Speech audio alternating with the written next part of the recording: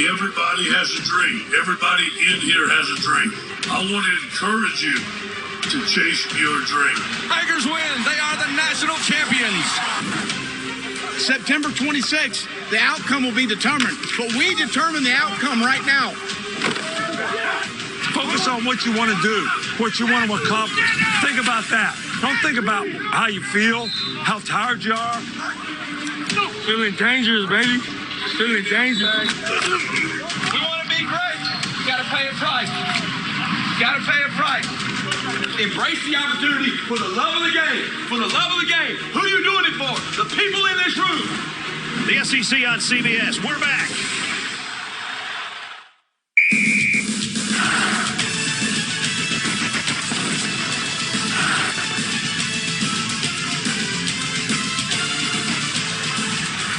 He is gone. Touchdown. You got to be ready for it, but how do you stop it? He's going to go deep, and I mean deep. Touchdown! Well, this is how legends are made.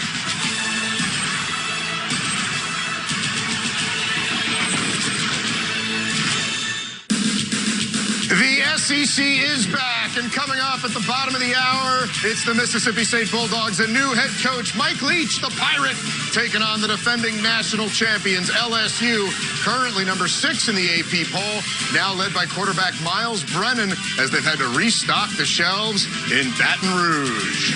I'm Adam Zucker, and we're back as we welcome you to State Farm College Football today. Joining me, two guys who could not be more excited about the return of the SEC, Rick Neuheisel and Brian Jones. And I know I didn't sleep very well last night.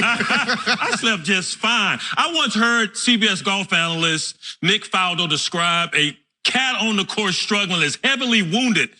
That's applicable to college football without the nerve center of the sport, the SEC, in action. Well, now they're in action, so everything feels a little bit more like right. Well, you're right. It's the most unique kind of season, and we are thrilled to be welcoming back the most unique conference in all of college football. And if in keeping with that theme, get a load of these two head coaches. Yeah. Oh. Unique covers it. Yes, and it's Sir Nick Faldo. Excuse me. Sir Nick Faldo. Sir Nick. Getting a call right now. All right, as for our game today, LSU begins its national title defense, having lost 14 players to the NFL draft, 2 more stars to opt-outs, and all eyes will be on Miles Brennan. Some pretty big shoes to fill. BJ stepping in for the Heisman winner, the guy who did everything, Joe Burrow. This guy was highly recruited, and of course, this offense was a juggernaut a year ago, led by the two Joes. Burrow winning the Heisman, Joe Brady, passing game coordinator, who's now gone back to the NFL with the Carolina Panthers. But Miles Brennan has a cannon of an arm.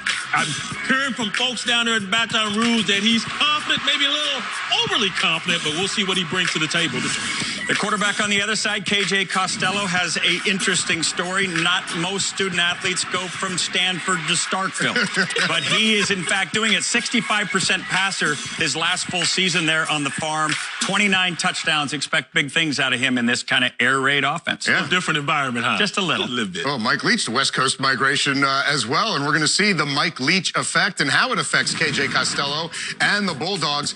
Leach's historically high-powered offense has produced a 3,000-yard passer in 17 of his 18 seasons as head coach, while Mississippi State has just 2 in its 120-year history.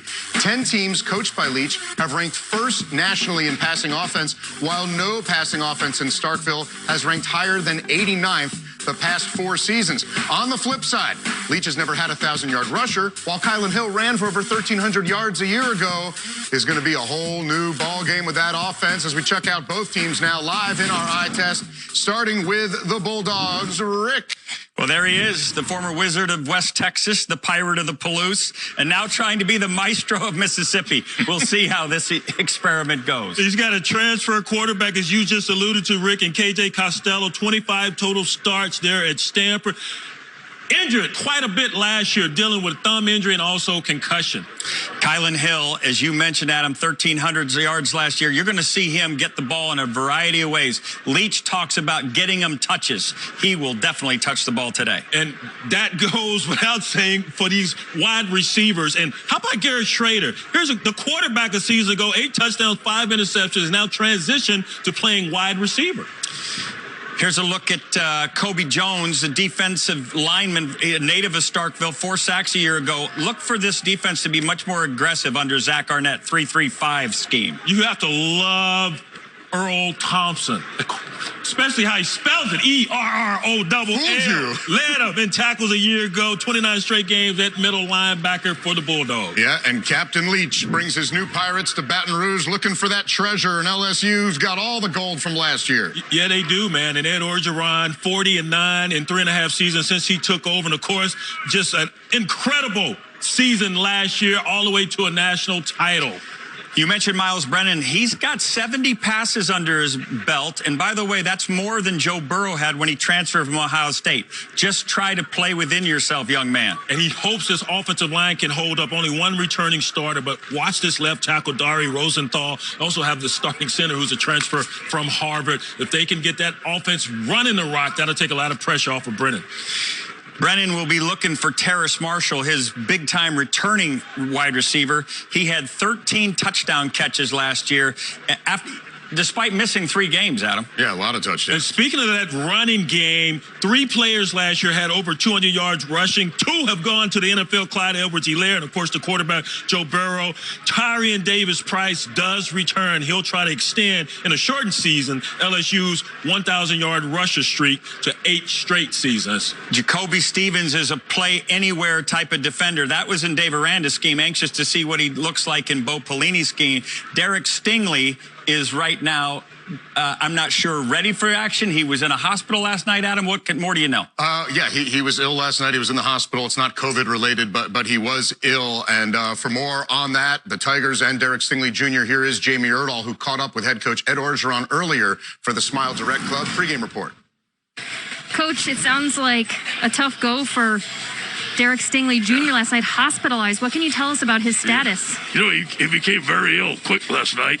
We rushed him to the hospital, gave him great care. I think he's in good shape. Should be checked out today. Is he going to be available to play? No, he will not play today. You have not a lot of returner starters from last year's national championship team. There's a lot of room to doubt your incoming group, but why should you not doubt this team? Yeah, I feel good about our team. I feel good about our preparation. I love our coaching staff. They're a very talented young group, and they're very eager. What about Miles Brennan? What has he shown you? Leadership, poise, able to operate within the scheme of the offense. He's a playmaker. I think he's going to have a great year. Thank you, Coach. Go Tigers. Go Tigers. Thanks, Jamie. Great to see her and the entire crew back in action as well. But losing this guy played as a true freshman a year ago, and we saw him up close and personal at Alabama, and he is a joy to watch. That's a big hole to fill. Now, Cordell Flott is a young player on this team, and we know LSU recruits mighty well, especially in the secondary. Yeah, missing a lot of guys they thought they would have had even after all the guys who left early for the NFL. All right, 2 SEC games are already underway as we hit the highlights now. 5th-ranked Florida and Ole Miss, the players and coaches kneeling before the game, saying in a joint statement it was to acknowledge the unrest in our country surrounding the treatment of African Americans. As for the game itself, get used to this, Rick. The Kyles hooking up. Kyle to Kyle's going to make Gator fans smile. I can guarantee you that. Here's Pitts for a 16-yard touchdown pass. Trask going back, a guy that we thought might have a Burrow-like season. He's off to gangbusters. Anywhere. There he is, finding Pitts again. This one covers 71 yards. Trask has 5 touchdown passes to date. Maybe going to add to that number. Just added to it 6. That's a record time in Burrow, most of the SEC opener. All right, Gus Malzahn, dressed in tribute to Auburn coach Pat Dye, who passed away in June. Bo Nix's father, Patrick, played for Coach Dye, and Bo can throw touchdowns too. Seth Williams, why not go to a 6'5", 6'6", whatever he is, but they're going to go to it once again. 4th career 100-yard receiving game for Seth Williams. Turnovers a major role in this one, and under 2 minutes left there. Later today, the 2 new SEC head coaches outside the Magnolia State have tall orders in their home debuts. Sam Pittman in Arkansas welcoming 4th-ranked Georgia, while Eli Drinkwitz and Missouri take on number 2 Alabama. Also tonight, Vandy visiting number 10 Texas A&M, and 16th-ranked Tennessee squaring off against South South Carolina in Columbia. We'll pick that one in a little bit. Checking in now on the college football headlines that are trending this week. The Pac-12 announced Thursday it will play a 7-game conference-only schedule beginning November 6th. Its championship game and other cross-divisional matchups are planned for December 18th. That's that Friday there.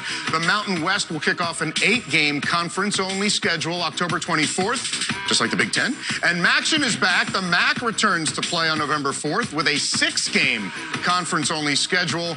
In all, 127 of the 130 FBS teams are planning to play this fall. And when it comes to how it all gets together at the end, Rick, what's the CFP committee supposed to do when it's conference-only play and a different amount of games being played out there? BJ? Well, I don't know if this is a pretty kettle of fish or not. We're happy everyone's back in the game, but you look at the Pac-12, 7 games, it's not enough. We grew up with the show 8 is enough, right? Not 7. And considering the Pac-12 is behind as far as cachet is concerned, the SEC, the Big Ten, even the ACC, they need as many games as possible to enter into that playoff conversation. It may not seem like enough now, but we're seeing cancellation after cancellation. It may be just the number by the time we get there. And by the way, they've got some issues with some local governments. Boulder, just a few days ago, issued a ruling that anybody 18 to 22, there's no gatherings allowed at all. Are we good? Hard to play football. You and I can go have fun in Boulder, but the Colorado Buffs are going to have a hard time practicing for Carl Durrell. And for all we know, the Pac-12 could end up playing more than the Big 12, but in terms of the number of games planned, that's what we know. Look, Syracuse, Georgia Tech,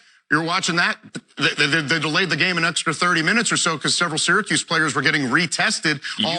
And they all tested negative, luckily, and that game has moved forward. Also making headlines, the Division I Oversight Committee has recommended that all FBS teams should be bowl eligible regardless of record. So you want to be 2-4, you might make a bowl.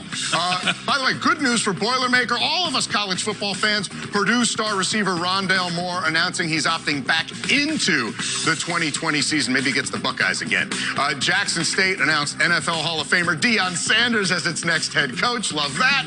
And we don't love this. 6 Week 4 games were canceled or postponed. And of note is Houston unable to play their opener for the 4th time this month. Lots to unpack there, as several teams have had this happen multiple times. A reminder to join us and our friends Tuesday night at 7 Eastern on CBS Sports Network as we break down the week that was and the week to come. Lots of fun, 2 hours every Tuesday. Coming up, we'll have highlights from the rest of the top 25, including Oklahoma's freshman phenom Spencer Rattler in a tight one, though, plus our Saturday Spotlight where the guys agree to disagree. You are watching State Farm College Football today on CBS. Expectations are high again in Baton Rouge as Miles Brennan, after a long wait, prepares for his first career start at quarterback. The junior has appeared in 17 games, thrown for 600 yards and 2 touchdowns, while learning from Heisman winner, national champ Joe Burrow. As we welcome you back, and we're going back to the highlights. Oklahoma trying to avoid being upset by Kansas State for the 2nd straight year. Spencer Rattler, Oklahoma's next quarterback, up 4 touchdowns last week. How about today, BJ? Well, he's getting right back on that horse again. And you're going to find Marvin Mims on the quick slant, little play action here. Hey, listen to me. I'm going to tell you where to go. Then I'm going to get the rock to you. How about the defense, though? Don't leave your hat on the turf there. But here comes K-State. Remember, a couple weeks ago, I think it was, I can't keep up with these weeks the way the season started, but they were upset by Arkansas State. Deuce Bond there. I'll step in. They're tied up right now. Number 13 UCF was behind East Carolina early, but not very long. Heisman noise in the American right now, Rick. Dylan Gabriel, who threw for over 404 touchdowns a week ago, is off to doing it again. He finds Jalen Robinson there for 64 yards. Here it's Jake Hescock doing the honors, 7 yards out. Let's do this again. It seems to work. Jacob Harris this time from 11 yards out. 34-7 UCF at that time. Gabriel off to an unbelievable start. Lots of penalties there and lots of slop in this one. Tortoise in the hair type stuff, BJ, Louisville and Pitt. What seemed like the only way Malik Cunningham could hit the right colored jersey was if they were wide open, like Tutu Atwell right there. But Kenny Pickett is a different quarterback, folks. Wide open here. And just stand around and watch him. Just stand around and watch him, Carson. No. Yep. That's what.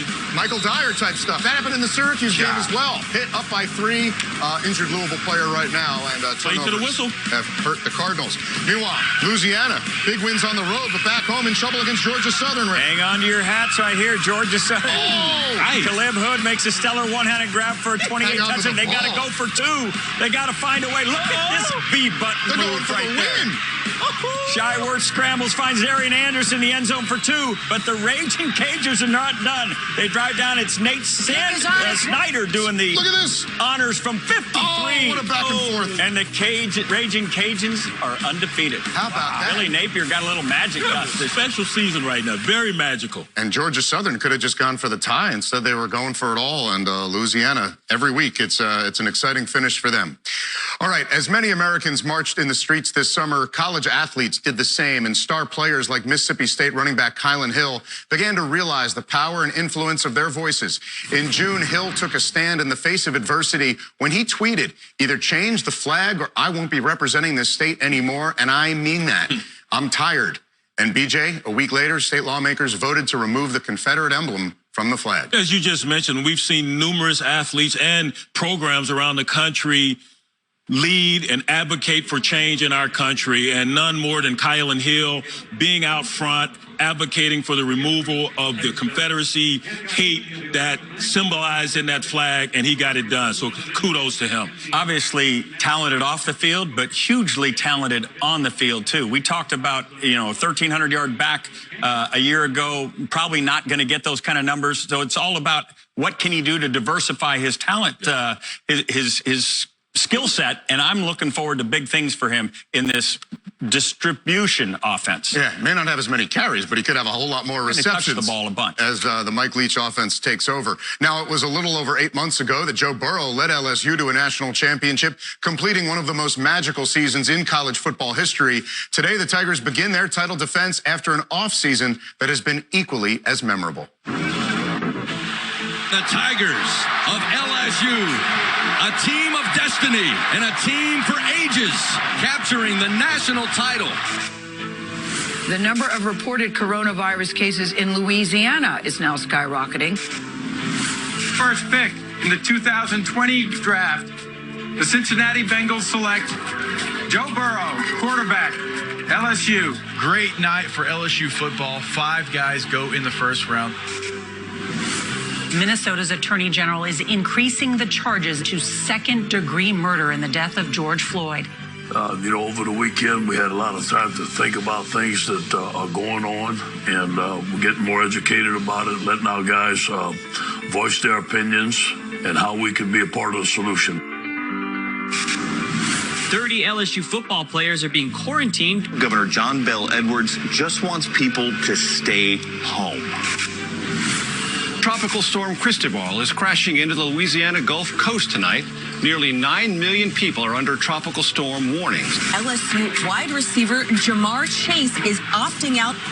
We wish them the best, but you know what? We don't blink. Next man up. Not all of our players, but most of our players have caught it. So I think that hopefully they don't catch it again, and hopefully they're out for game 2.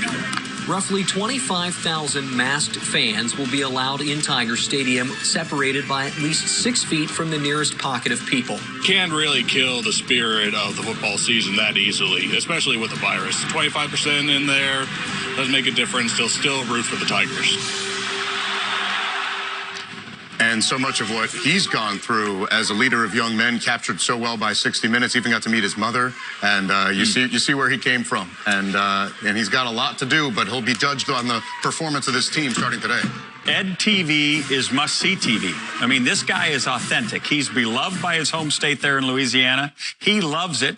His players love him. What I'm anxious to see, Brian, this year is how does he manage games that are much closer? A year ago, they were running away with it. True, and he speaks the players' language, and that's a credit and testament to his length and tenure in this game. So a lot of new faces. They don't have the experience that they would you would want, but he's going to coach them up, and there you go. There you see, I should say, the national championship flag being hoisted. What an incredible season last year was. And there's a lot you could put on that flag. a historic 15-0 record. Yep. And they put that one up there alongside the title teams of 1958, 2003, and 2007. The Tigers are getting set to begin their quest for flag number 5 now. We'll take a quick break and return with more State Farm College Football Today after this.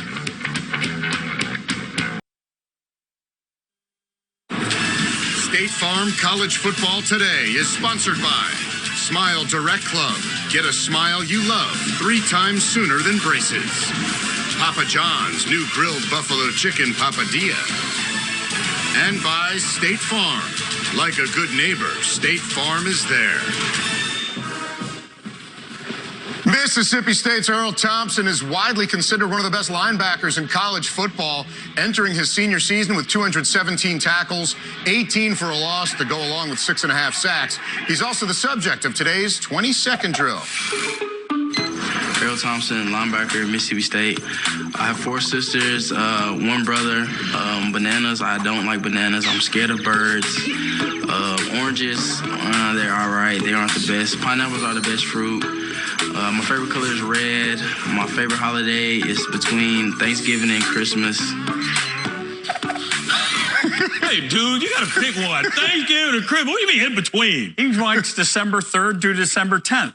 He likes that whole week. The leftovers last that long from Thanksgiving? Oh, does he even eat the bird? Or the banana pudding? He's afraid of the birds. You covered that. You know what? The point. He's not eating. He's busy with the Egg Bowl on Thanksgiving was the correct answer. Meanwhile, Oklahoma in trouble, like we said before.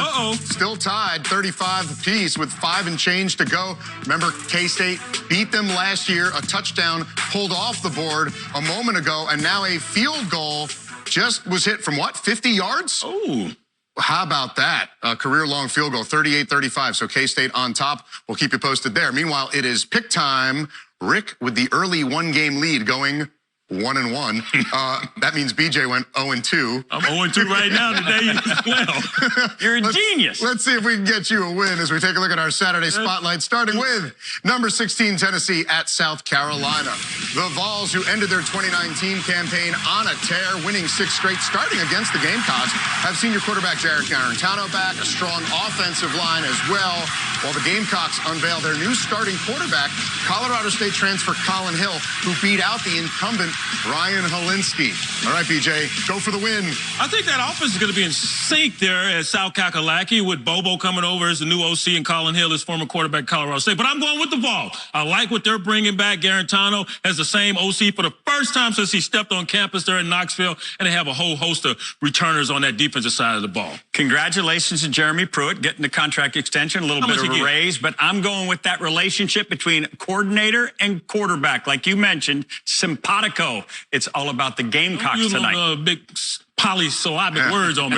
Mike Bobo coming in as OC. All right, up next, the Big 12, where number 15, Oklahoma State, hosts West Virginia. After going all of 2019 without a 100-yard rusher, the Mountaineers had lots of push-ups to do. They had 2 100-yard rushers in their season-opening route of Eastern Kentucky. Meanwhile, 15th-ranked Oklahoma State, they're hoping to have Spencer Sanders back. We saw him in warm-ups after losing him early last week, struggled to hold off Tulsa. Rick, this was your quarterback pick. I am going to focus on the positive. As much as I like West Virginia and what Neil Brown's getting done there, I'm going to go with Oklahoma State. I'm going to focus on the defense from a week ago, holding Tulsa 0 for 12 on 3rd down, Brian. I don't need 2 100-yard rushes. I just need 1, and I need the Steele brother on the defensive side of the ball for the Mountaineers to carry the day. I'm going with West Virginia. All right, Sanders not expected to start, by the way, so Illingworth, get ready again. I mean, I'm happy he's not playing. For my pick. Got it.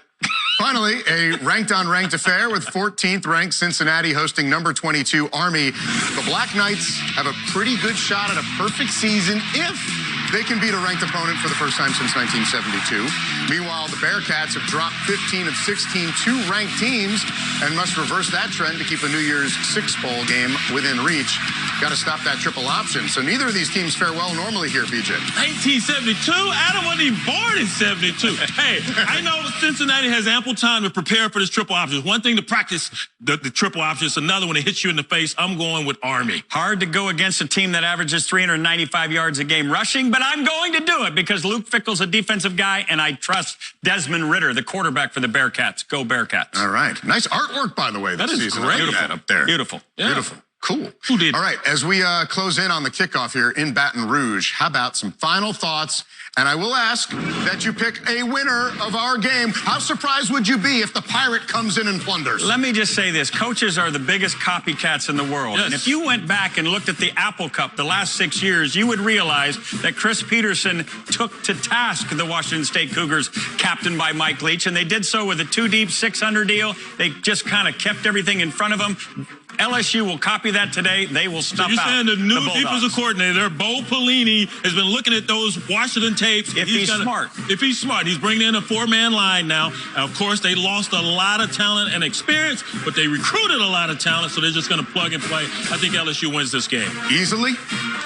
Somewhere between Thanksgiving and Christmas, okay? Yeah, in there. Thanksgiving or turkey or ham? I'm following my backer, man, Earl Thompson. Well, I still don't know what that means. Well, we are pumped for the SEC on CBS season to kick off. Look at I'm going to do to you, Rick, they're, right there. They're done hitting your teammates. Watch yourself. They want an opponent. We'll see you back here at halftime. Kickoff of our SEC season with Mississippi State and number 6, LSU, is right after this message and a word from your local station. You have been watching State Farm College Football today on CBS.